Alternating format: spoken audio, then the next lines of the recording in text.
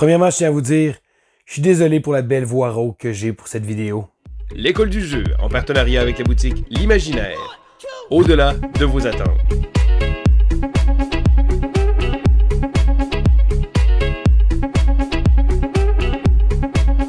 Bonjour et bien l'école du jeu. Mon nom est Sylvain et on se retrouve aujourd'hui pour une petite vidéo bien spéciale parce que le week-end dernier, j'ai participé à un événement ludique qui s'appelle les Jeux au bout. Donc, les Jabs. Alors, c'est quoi, pour ceux qui ne le savent pas? C'est un événement qui se déroule, eh bien, c'était la 15e édition, après un retour post-Covid. Et c'est une édition c'est un événement où on se retrouve entre joueurs pour aller jouer pendant plusieurs jours. Et là, l'événement se déroule sur 2 fins de semaine. Et là, c'est du jeudi au dimanche. Donc, pour ma part, j'ai participé au 2e week-end. J'étais là de vendredi matin jusqu'à dimanche après-midi. Et j'ai eu beaucoup de plaisir jusqu'à en perdre la voix. Donc, ma première idée était de faire une espèce de petit blog, un petit sur place. J'avais apporté mon micro, je me disais je vais enregistrer, faire des enregistrements, mais avec la voix que j'avais, je suis pas certain que ça aurait été très agréable à écouter. Et même là, j'ai encore des doutes pour cette vidéo-ci, mais j'avais tellement de choses à vous raconter. Donc, premièrement, je tiens à remercier les organisateurs de l'événement. Alors, Fanny, Jonathan et Steve, qui ont fait un travail colossal. Eux, mais je dis eux autres, mais c'est toute une équipe qui est en arrière de tout ça. Donc, des gens passionnés qui veulent nous faire vivre un week-end vraiment incroyable. Les Jabs, c'est quoi? Bon, oui, c'est un événement ludique, mais ça se trouve être dans un coin très perdu, dans la ville de Chertsey, donc en plein milieu du bois. C'est une espèce de camp de vacances. Donc là-bas, il y a un service de cafétéria, il y a également des dortoirs. Là, on est des beaux petits lits superposés. Faut dire, on n'est pas nécessairement là pour le confort, mais je peux vous dire que après une grosse journée de gaming, je dirais que la deuxième nuit a mieux dormi, mais c'est ça, je dirais que c'est des installations. Donc il y a plusieurs salles différentes où on va pouvoir se promener. Il y a des jeux, il y a du monde, mais il y a surtout une ambiance incroyable parce que on se réunit entre joueurs, des gens qui sont passionnés, qui ont la même passion que nous, et j'ai eu autant de plaisir à jouer à des jeux que de parler aux gens, que de discuter, que de m'asseoir autour d'une table à discuter avec des gens, des joueurs, des gens de l'industrie, des distributeurs, des gens qui ont des boutiques, plein de monde que j'ai rencontré. D'ailleurs, je tiens à remercier tout le monde avec qui j'ai pu partager une petite conversation, ne serait-ce qu'un petit bonjour, qu'une petite discussion comme ça, où les gens avec qui j'ai fait des longues discussions, j'ai vraiment eu beaucoup de plaisir. Pour ma part, je pense que c'est vraiment ça que j'aime parce que oui, il y a des jeux, mais il y a aussi des gens, et moi, je préfère toujours la portion de gens parce que oui, bon, je vais jouer beaucoup, c'est certain, mais le jeu est le prétexte justement pour pouvoir partager ces moments-là avec des gens vraiment formidables. D'ailleurs, à tous ceux avec qui j'ai pu voir, je vous remercie. Je vous dis un gros merci. Les gens qui sont venus me voir aussi, même pour me parler de la chaîne, je trouve ça vraiment super. C'est toujours le fun de voir le contact qu'on peut avoir avec le monde. Et pour ma part, moi, c'est vraiment ce que j'apprécie là-dedans, dans notre beau hobby. Le fait que justement, ça l'ouvre un paquet de choses comme ça. Et là-bas, les gens, ils vont pas nécessairement avec juste un groupe pour jouer avec un groupe. Non, tout le monde veut jouer. Donc, c'est vraiment agréable. On rencontre des nouvelles personnes et c'est vraiment quelque chose de fantastique. Donc, encore une fois, merci à toute l'équipe. Vraiment un travail hors pair. Mais là, je vais faire mon petit retour sur l'événement. Donc donc l'événement, c'est un endroit magnifique d'ailleurs, des très beaux paysages le matin. Là, c'est très zen, c'est très beau. C'est certain que bon, on va pas nécessairement là juste pour le paysage, on va là pour s'enfermer dans une cabane et jouer à des jeux. Mais il reste que c'est un endroit qui est vraiment génial. Au courant de mon séjour là-bas, j'ai joué à plus que 20 jeux. J'ai joué avec plus que 25, même presque 30 personnes différentes. J'ai participé à quelques petits événements. Mais j'ai vraiment eu beaucoup de plaisir. D'ailleurs, je vais faire un retour sur les jeux auxquels j'ai joué. Et là, je tiens à dire aussi que pour cette vidéo-là, je fais ça un peu à bonne franquette. Habituellement, là, je mets toujours une belle petite bande avec le jeu. Là, je veux vraiment vous parler d'une tonne de jeux en rafale. Donc, il n'y aura pas les petites bandes nécessairement, mais je vais quand même mettre des photos en haut. Donc, je suis monté là-bas au Jab avec mon ami Jeff Gauthier de Goblivion Games, et on a eu vraiment beaucoup de plaisir. Donc, notre week-end a commencé le vendredi. Lorsqu'on est arrivé, on a retrouvé la gang de Trois-Rivières. Donc, la gang de Trois-Rivières, et on a joué à quelques petits jeux. Merci à Danny, à Nicole, à Philippe, à Shani aussi, avec qui on a joué. On a joué à Paper Dungeon, justement. Alors, c'est un roll and write. Donc, un jeu où on va rouler des dés, appliquer des résultats et dessiner sur chacun notre petit papier. Et j'ai trouvé que c'est un bon roll and write. C'est un peu différent. Donc, qu'est-ce que c'est? Eh bien, on va devoir tenter de naviguer à travers un donjon. On va devoir récolter un paquet de choses, utiliser des dés à chaque tour. Donc, lorsqu'on va, en début de tour, on va lancer les dés et on va devoir faire 3 sélections de dés. Donc, chaque joueur peut prendre les mêmes dés, il n'y a pas de problème. Et on va pouvoir appliquer les résultats. Donc, on va pouvoir se déplacer, aller affronter des monstres, aller trouver des objets magiques, aller affronter des petits sbires également. Donc, il y a un paquet de petites choses qu'on peut faire et j'ai trouvé que comme roll and write avec un thème intéressant, je l'ai trouvé vraiment super. J'ai fini par gagner la partie après avoir une reprise vidéo parce qu'on s'est rendu compte que Jeff avait triché pendant la partie. Hein? Oui, non, il avait mal compris une règle et ça a fait en sorte qu'il a marqué énormément trop de points, mais on a quand même eu beaucoup de plaisir. Et par la suite, là, les joueurs ont en fait une autre justement pour voir qu'est-ce qu'il y en était. Alors, Paper Dungeon, une belle surprise du côté des roll and write, qui est un genre que je trouve que j'avais l'impression d'avoir fait le tour, mais celui-ci m'a ravivé un peu l'intérêt que j'avais pour ce type de jeu-là. On a continué avec, on continue notre aventure, avec le jeu Journey Adventure Quest. Alors, JAQ. Jack, c'est un jeu qui va être sur Kickstarter le mois prochain. C'est un prototype que j'ai en ma possession. Vous devriez d'ailleurs voir une vidéo éventuellement arriver sur la chaîne. Donc, c'est un jeu de draft où on va devoir trouver des équipements et là se préparer à affronter des monstres. Donc, un jeu de draft relativement traditionnel avec un thème fantastique, un peu générique. Mais j'ai vraiment aimé ça. C'est un jeu qui sort bien, qui est pas compliqué à sortir. Et c'est peut-être pas le jeu qui révolutionne l'industrie, mais pour ma part, j'aime ça, ce genre de jeu-là qui est facile à sortir et on peut jouer avec beaucoup de joueurs également. Je trouve que ça s'est bien fait. D'ailleurs, j'ai bien hâte de vous en parler. Là, c'est assez encore mince l'information qui est sortie sur ce jeu-là, mais j'ai une copie du jeu et j'ai l'intention d'y jouer encore plus. On a continué avec un petit jeu qui s'appelle Marshmallow Test, un jeu que je connaissais pas du tout, un jeu que Nicole nous a présenté. C'est un jeu de levée avec une petite twist intéressante. Je dirais que les jeux de levée, j'aime beaucoup ça. J'ai pas l'occasion d'en jouer souvent. Bon, vous savez, les jeux comme la Dame de Pique ou encore le Wizard qui est très populaire. Et c'est pas tout le monde qui connaît ce genre de jeu-là également. Je dirais que j'ai aimé ma partie. C'est probablement pas un jeu que je vais acheter, mais je pense que ça peut sortir. Les gens qui aiment les jeux de cartes traditionnels, je pense que ça peut bien marcher. Ce qui est intéressant, c'est il y a une petite twist avec les levées qu'on va faire avec l'atout. Donc, bon, je n'irai pas dans les détails, mais il reste que j'ai bien aimé ma partie quand même. On a continué avec un jeu que je leur ai présenté également, Magnate The First City. Alors, Magnate n'a plus besoin de présentation, j'en ai parlé beaucoup sur la chaîne.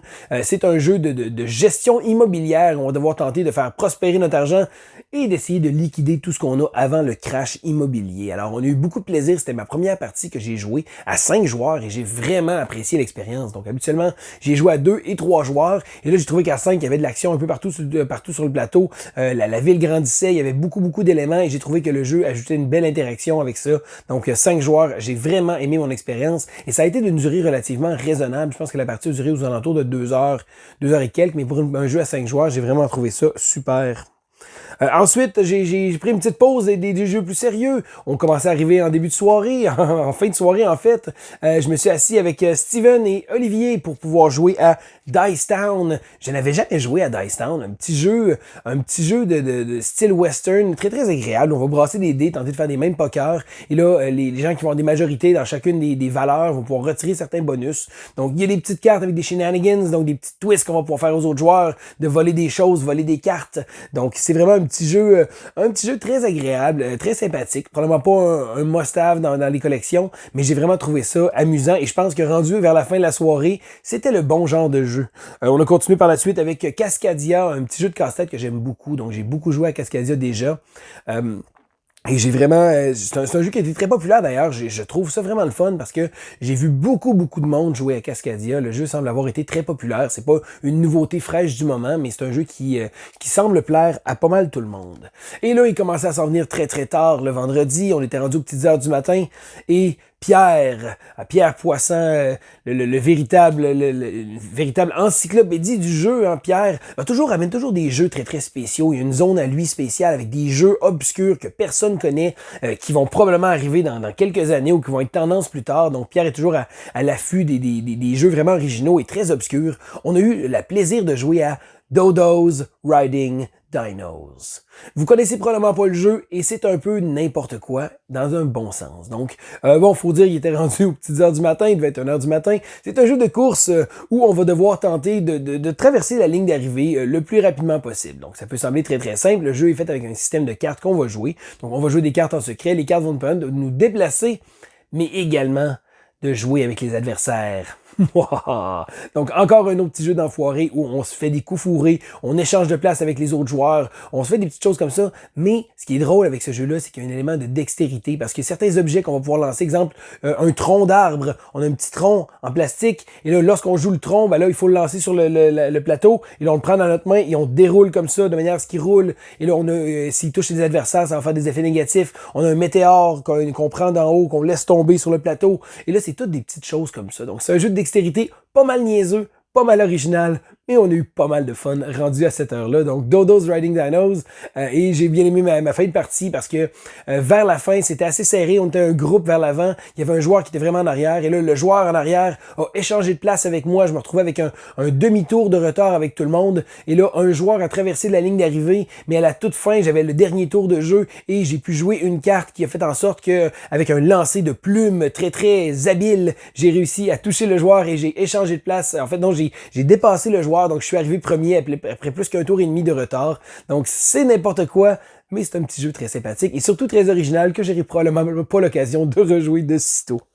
Donc, ma première journée était terminée et là, je tiens à dire également que j'ai bien aimé parce que j'avais apporté ma copie de Ark Nova. Vous savez, je vous casse les oreilles constamment avec Ark Nova parce que c'est un jeu que j'adore. Et là, je sais que c'est pas un jeu qui est grandement disponible, donc j'avais apporté ma copie pour le montrer. Et finalement, mon Ark Nova a été installé à une table et a probablement pratiquement joué 24 heures sur 24. Chaque fois, j'allais faire un petit tour, aller voir comment allait mon Ark Nova. Et il y avait toujours des gens qui jouaient, des gens continuellement. Donc, je suis content d'avoir pu faire découvrir ce jeu-là à plein de monde. J'ai fait je l'ai enseigné à quelques personnes. Et après ça, il y a d'autres mondes qui ont pris la relève également. Et j'ai vraiment trouvé ça le fun de voir que mon jeu a roulé sur la table. Et jusqu'à 3 heures où les gens s'en allaient. Donc, c'était vraiment... Le jeu a été roulé jusqu'à la fin. Je suis content, j'ai pu le laisser là et le faire découvrir à plein de monde. Et pour ça, c'était vraiment super.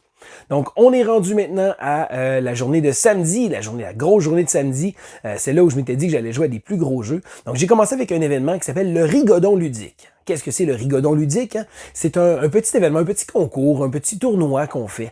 Donc, il y a 4 jeux qui sont sur la table et on est divisé en équipes. Et là, ce qu'on va faire, c'est que les joueurs vont... on est divisé une même équipe avec 4 joueurs. Et là, on est installé à une table et là, on joue une partie. Et là, rendu à un certain moment donné, on fait pause, on échange tous de place. Donc, l'équipe des rouges, bon, parfait, donc je jouais à un jeu, je vais changer de place, jouer à un autre jeu. On fait un petit briefing, savoir où c'est qu'on s'enligne avec la partie. J'ai vraiment trouvé ça très original parce que on a le début de partie, on a le milieu, on a le vers la fin et le dernier jeu que j'ai joué, écoutez, j'ai joué presque 2 tours puis c'était terminé, tu sais.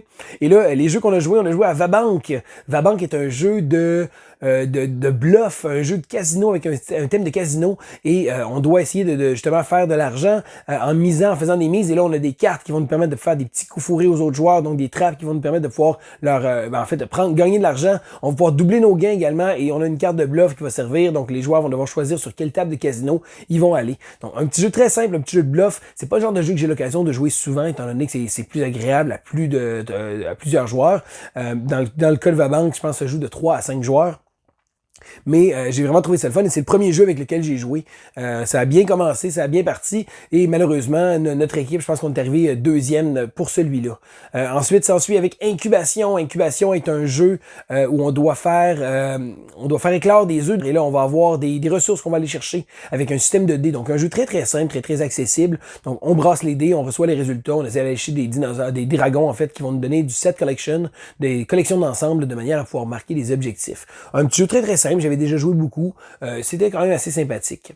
L'autre jeu qui était sur la table, c'est Dice Forge. Alors, Dice Forge est un jeu où on doit forger nos dés. Donc, on a des dés avec des petites capsules qu'on va pouvoir enlever et on va pouvoir changer les faces de dés. Un jeu très, très intéressant que j'aime beaucoup. Chaque tour de joueur, on va brasser les dés, retirer les résultats. Donc, on essaie de faire des petites combines. Un jeu que j'aime beaucoup. Un jeu que ça faisait longtemps que j'avais pas joué. Il se prêtait très, très bien. C'est un jeu qui est très dynamique parce qu'on joue constamment. J'ai vraiment trouvé ça super. Et le dernier jeu du Rigodon ludique était pour une poignée de meeples. Alors, pour une poignée de meeples, c'est un jeu qui utilise le concept du Mancala. Donc, on prend une pile de petits bonhommes, de meeples dans ce cas-là, et on va les déposer espace après espace, et on va activer certains résultats selon la couleur du meeple. Un petit jeu que j'ai bien apprécié, un petit jeu coup de cœur. C'est un jeu qui est designé par Johnny Pack, qui habituellement fait des designs qui sont corrects. Je pense que pour une poignée de meeples, il n'est probablement pas un méga jeu, mais c'est un jeu qui sort facilement, qui joue bien. J'ai vraiment trouvé ça sympathique, malgré le fait que je suis arrivé et la partie restait à peu près 2 tours, donc c'est certain que j'ai pas eu l'occasion de découvrir beaucoup le jeu. Et malheureusement, à la suite de ce beau Rigodon ludique, d'avoir essayé de participer à 4 jeux comme ça en équipe, et on a perdu. On est arrivé deuxième, et que voulez-vous, c'est ça qui arrive quand on joue avec Luc. Avec Luc, j'aime toujours partager des parties, mais c'est très difficile de gagner. Donc, félicitations à l'équipe des gagnants. Le Rigodon a été une belle petite activité sympathique.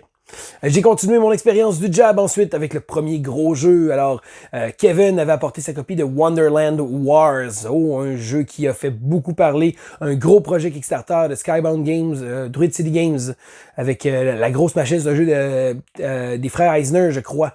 Un jeu avec le thème d'Alice au Pays des Merveilles, avec un concept de backbuilding et de contrôle de territoire. Je dirais qu'il y a une petite règle qu'on a fait une petite erreur qui m'a nuit constamment tout au long de la partie, mais que voulez-vous? Je suis pas nécessairement aigre pour ça, mais je dirais que j'ai été complètement battu à plat de couture, donc ça reste que ça a été une partie intéressante. J'ai eu beaucoup de plaisir à jouer, alors j'étais avec Kevin, Alex et Emmanuel qui ont partagé une partie avec moi, et j'ai trouvé ça le fun. Je suis content d'y avoir joué, je pense pas que c'est le genre de jeu que je vais acheter, mais l'aspect backbuilding, le matériel, bon c'est la version Kickstarter full de luxe, rien à redire là-dessus, le matériel est vraiment magnifique. Un jeu avec un beau thème, un jeu qui se joue très très bien aussi, mais il y a beaucoup de matériel, je dirais, mais le concept justement des différents espaces de contrôle de territoire qu'on va faire, les tuiles, les jetons qu'on va pouvoir aller chercher dans notre sac, des beaux jetons d'ailleurs, une belle qualité, c'est toujours agréable de chercher dans un sac et de se ressortir ces petits jetons-là. Donc un jeu qui, malgré le fait que j'ai perdu à plat de couture, j'ai bien apprécié. Alors, on a continué la série des grands jeux, des gros jeux, avec un jeu que j'avais tellement hâte de jouer. Je n'en ai parlé il y a pas longtemps dans une de mes vidéos. J'ai pu enfin jouer à Dwellings of Eldervale. Donc, encore une fois, Dwellings, j'ai joué avec Kevin et Alex. C'est un jeu qui, malgré ses allures très dungeon crawler, avec ses miniatures, des choses comme ça, en vérité, c'est un jeu de placement d'ouvriers avec du tableau building. Et là, lorsqu'on parle de tableau building, c'est pas mal dans ma tasse de thé. Je dirais que j'ai bien aimé ce que le jeu apporte. Encore une fois, un gros jeu, grand déploiement, gros matériel, mais le jeu est étonnamment très simple à comprendre. Malgré tout, j'ai quand même pas eu une super bonne partie. Je me rends compte que je suis peut-être j'aime ça jouer à des jeux, j'en joue à beaucoup, mais je suis pas nécessairement bon. Je dirais qu'il y a un petit élément que j'avais moins bien compris concernant les marquer les points, mais c'est pas grave, ça m'a pas empêché d'apprécier beaucoup mon expérience, surtout aussi avec les gens autour de la table. C'est toujours agréable de pouvoir jouer avec vous et de pouvoir justement là, avoir du bon temps et de jouer finalement à un jeu qui faisait partie de ma liste des jeux que je voulais absolument jouer pendant mon jab. J'ai continué, en fait, je pense que ça l'a terminé. Non, c'est vrai. Ensuite, on a joué à Paradise. Paradise est un jeu obscur, encore une fois, de la zone à pierre. Donc, un jeu qui fait penser un peu à Potion Explosion, un jeu où on va prendre des dés. Donc, lorsqu'on va prendre des dés dans le petit display, on va pouvoir choisir une couleur ou une valeur et on va prendre tous les dés qui se touchent de ce qu'on a choisi. Et là, on doit faire compléter des cartes, des objectifs en plaçant des dés. Certaines cartes vont nous dire de placer des dés obligatoirement pairs, impairs, des fois des couleurs spéciales, une somme de tous les dés précise. Un petit jeu très sympathique, mais malgré, il y a quoi qui cloche. Je suis certain que c'est un jeu encore là, un jeu obscur qui n'est pas encore distribué à grande échelle. Il y a un petit quelque chose qui me tannait un peu, je pense, dans la prise de dés, c'était un peu difficile. L'idée est super bonne, je pense qu'il y a moyen de mieux le faire, mais encore une fois, ça reste un petit jeu obscur que j'ai trouvé vraiment sympathique. C'est vraiment le fun, le petit display de choisir. On a vraiment l'impression, là, un peu à la Potion Explosion. Je pense que c'est vraiment un petit jeu sympathique. Ensuite, j'ai continué avec une petite partie de Radlands avec Danny. On cherchait un petit jeu rapide avant une autre partie qui était prévue et j'ai décidé de sortir Radlands pour pouvoir le montrer à Danny. Je suspecte Danny d'avoir bien écouté les conseils de Kevin qui était là pour lui montrer un peu comment jouer. Je pense que c'est pour ça que Danny m'a complètement rossé solide. Donc, j'ai vraiment perdu lamentablement, mais j'ai quand même eu beaucoup de plaisir. C'est un jeu qui gagne à être rejoué, que j'aime beaucoup et je commence à regretter de ne pas avoir pris la belle version de luxe. Et là, la journée s'est continuée et on a terminé finalement, encore une fois, aux petites heures du matin avec le jeu Planet Unknown. Alors, Planet Unknown est un Kickstarter que j'ai reçu il y a quelques temps, un jeu de placement de tuiles que je devrais vous offrir une vidéo très très bientôt. J'en ai parlé déjà dans mon coin 9, mais là, j'ai eu le plaisir de jouer à 6 joueurs. 6 joueurs, ça fait du monde autour de la table. Et ce qui est intéressant, c'est que c'est un jeu où on va drafter des tuiles de manière simultanée. Ça veut dire que tous les joueurs vont jouer en même temps. Et malgré le fait qu'on doit suivre un peu qu'est-ce qui se passe pour savoir qui a joué, qui a pas joué, lorsqu'on trouve un peu notre tempo, j'ai trouvé ça vraiment sympathique, surtout de pouvoir jouer à 6 joueurs et la partie a duré probablement 1 heure. Donc c'est vraiment très raisonnable, compte tenu qu'on était 6 autour de la table. On est maintenant rendu à dimanche. Ah oui, déjà dimanche. Et là, le dimanche, je me disais, Colin de Bin, ça passe vite. C'est trop rapide. Je pense qu'on voudrait passer encore plus de temps là-bas. J'ai commencé la journée avec un autre jeu obscur de la zone à pierre, Zombie Life Insurance. Premièrement, je tiens à vous dire, le thème de ce jeu-là est absolument incroyable. On doit acheter de l'assurance parce qu'il y a une infectation de zombie. On se fait infecter comme pour devenir zombie. Et là, tout au courant de la partie, ça se peut qu'il y ait des joueurs qui deviennent des zombies, ça se peut qu'on réussisse à rester humain, mais on doit s'acheter des assurances comme ça. Si on devient zombie, on peut retirer de l'argent de la police d'assurance. Donc, le seul bémol, c'est que les polices d'assurance, on doit constamment les payer à chaque tour, mais ça va faire en sorte que certaines polices d'assurance vont nous donner beaucoup d'argent si on devient un zombie. Mais là, il faut faire attention parce que lorsqu'on devient complètement un zombie, là, notre partie va changer, donc on ne pourra plus jouer des cartes comme ça. Maintenant, on va être là pour mettre des bâtons dans les roues aux adversaires et tenter de les infecter, de faire en sorte qu'ils perdent la partie. Donc, un jeu avec un thème tellement niaiseux, tellement original, j'ai vraiment trouvé ça super. Je suis vraiment déçu que le jeu ne soit pas disponible, encore une fois, à grande échelle. C'est un petit jeu obscur, je pense, d'une compagnie au Singapour. Mais Zombie Life Insurance a un thème tellement original et j'ai vraiment apprécié ma partie. Ça part bien un dimanche matin. J'ai continué avec un jeu que j'avais hâte de jouer parce que je l'ai reçu il n'y a pas si longtemps que ça. Switch and Signal. Switch and Signal est un jeu coopératif où on doit essayer d'aller livrer des cubes de marchandises. La twist intéressante, c'est que les trains sur le plateau de jeu, on va les déplacer. Mais on doit choisir quel rail ils vont prendre. Donc, vous savez, là, les échangeurs de train, on doit constamment bouger les échangeurs de train et mettre des lumières vertes parce que lorsque le train arrive sur une lumière rouge, il va s'arrêter, oui, mais on va perdre des marqueurs de temps. Et là, on a un timer pendant la partie. On doit réussir à gagner avant la fin des cartes. Et là, si jamais les trains se retrouvent qu'ils ne peuvent pas avancer, qu'ils doivent avancer parce qu'il y a un système de cartes qui va dire quel train doit bouger, on va lancer le dé, on va regarder de quelle vitesse les trains vont aller. Et lorsque les trains ne peuvent pas bouger, on perd des petits marqueurs de temps. Donc, un petit jeu très sympathique. On a gagné sur la fesse. On a gagné vraiment à une carte de la fin. J'ai joué à ce jeu-là avec Danny. Encore une fois, dans un entre-deux, j'ai vraiment trouvé ça super. Un beau jeu, je pense que j'ai hâte de rejouer. Je me demandais si j'allais jouer avec ma fille, parce que c'est un jeu qui est facile à comprendre, mais c'est un jeu qui demande des bonnes discussions autour de la table, à savoir qu'est-ce qui serait le plus optimal pour pouvoir faire les chemins des trains. Et ça devient un peu un bon petit puzzle, un puzzle que je trouve intéressant, peut-être un peu, pas complexe, je pense que c'est penser plus loin, penser à long terme qui risque d'être intéressant, de trouver les bons chemins pour que justement les trains puissent se promener. Je suis pas nécessairement certain que je vais jouer avec ma fille, mais il reste que c'est certain que je vais y rejouer et probablement entre amis pendant une soirée de jeu. Je continue avec un petit jeu que j'ai joué qui s'appelle RRR. RRR qui doit signifier quelque chose que je n'ai pas vu. Donc, c'est vraiment le titre du jeu. C'est un jeu abstrait à 2 joueurs où on va se déplacer. C'est une espèce de jeu pratiquement comme les échecs. Et là, ce qui va se passer, c'est que on doit réussir à trouver le couple. Donc, il y a, je crois, 5 ou 6 pièces de joueurs, pièces de jeu, et là, il y a une espèce de quadrillé, en fait, des espaces, et il y a l'extérieur, et il y a des pièces à l'intérieur, et là, on doit les déplacer selon certains mouvements, un peu comme les échecs, et à la fin du tour, lorsque toutes les pièces vont avoir été déplacées, le joueur qui est au courant de la combinaison gagnante va devoir dire, bon, le couple est ensemble, ou le couple est séparé, et là, on va regarder tous ceux-là qui sont séparés ou ensemble selon les pièces, l'intérieur et l'extérieur, et on va faire de l'élimination comme ça. Et là, malgré le fait que des fois, on sait lequel il est, donc ma fin de partie, je savais lequel c'était, mais j'avais été pas capable de pouvoir les placer au bon moment ensemble, donc de pouvoir dire hors de tout doute que c'était celui-là, parce que je les déplaçais, et là, à la fin, c'est un petit jeu qui pense un peu comme les échecs, une partie très très rapide, mais j'ai bien aimé jouer à ce jeu-là, qui m'a été présenté par René Philippe.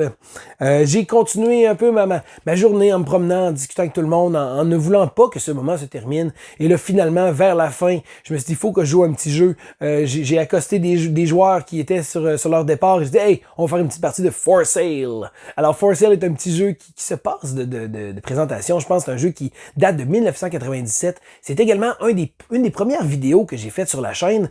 je vous invite pas nécessairement à aller regarder la vidéo, ça devait être assez pénible. Donc, For Sale est un jeu qui se joue de 3 à 6 joueurs. On va devoir miser sur des propriétés. Et ensuite de ça, on va devoir, dans un second temps, jouer ces cartes-là de manière à retirer de l'argent. Un petit jeu très simple qui se joue tellement bien, qui se joue à une quinzaine de minutes. J'ai toujours beaucoup de plaisir à jouer à For Sale. Je pense que c'est un de mes classiques de ce genre-là. Un petit jeu qui va rester dans ma collection ad vitam aeternam. Donc, c'est vraiment un petit jeu très sympathique. Et c'est le jeu également qui a closé mes jabs. Donc, malheureusement, avec le cœur gros, c'était maintenant le temps de dire adieu à tout le monde. Et encore là, de passer beaucoup de temps à discuter avec les gens, de se promener un peu, d'aller voir les différents groupes, les différents éditeurs aussi, les endroits. Il y avait une salle qui était dédiée avec justement certains éditeurs qui étaient là, certains distributeurs. C'est toujours le fun aussi de discuter avec tout le monde. Et je pense que ça a vraiment été une belle expérience. Ça a été un événement que je pense que je referais ça tellement souvent. Bon, certains ont fini qu'on est fatigué, on dort pas beaucoup. Je dirais qu'on passe beaucoup de temps à parler si on est comme moi. Ça se ressent avec la voix que j'ai présentement. Mais ça reste que ça a été un beau moment. Ça a été une belle expérience. C'était mes premiers jabs. Et là, même les gens étaient surpris. Comme quoi, c'est ton premier jab? Voyons donc, c'est la 15e édition. Mais oui, c'était la première fois. Et laissez-moi vous dire que c'est pas la dernière. Donc, on est choyé d'avoir des beaux événements ludiques ici au Québec. Je sais pas si vous, en Europe, vous avez ce genre d'événements-là. Probablement que oui. Je veux savoir d'ailleurs quels sont vos événements favoris. Je veux savoir c'est quoi les événements qui font vibrer. Là. Ça a été difficile les 2 dernières années avec la COVID et tout, et là, les événements commencent à revenir. Bon, certaines restrictions s'appliquent. Donc, par exemple, pour les jabs, cette année, on était, je pense, 250. C'était plus bas que les autres années précédentes, que je n'ai pas vécu, mais il reste que, je pense que c'est toujours le fun, juste de recommencer à vivre un peu, de recommencer à vivre ce genre d'événement-là. Et c'est là que je me rends compte que notre beau hobby est vraiment quelque chose de fantastique. Mais oui, c'est quelque chose qu'on fait tous dans nos cuisines, les fins de semaine avec des amis. Mais quand on réussit à briser ces barrières-là et qu'on voit que on n'est pas seul, il y a une tonne de gens, des centaines de personnes qui ont cette même passion, qui brûle à l'intérieur des autres, parce qu'on s'entend, c'est pas tout le monde qui va aller s'enfermer pendant une fin de semaine de temps dans des chalets comme ça. Mais beaucoup de plaisir. Et surtout, j'ai joué à beaucoup de jeux, mais j'ai également eu le plaisir de côtoyer beaucoup de gens. Alors, merci à tout le monde, merci aux organisateurs. Et je vais essayer de prendre ça tranquille un peu pour essayer de guérir ma voix parce que je sonne comme un gros lendemain de veille. Mais il reste que j'ai quand même eu des beaux moments et j'avais très hâte de vous les partager. Donc, c'était Sylvain pour l'école de jeu et on se dit à la prochaine!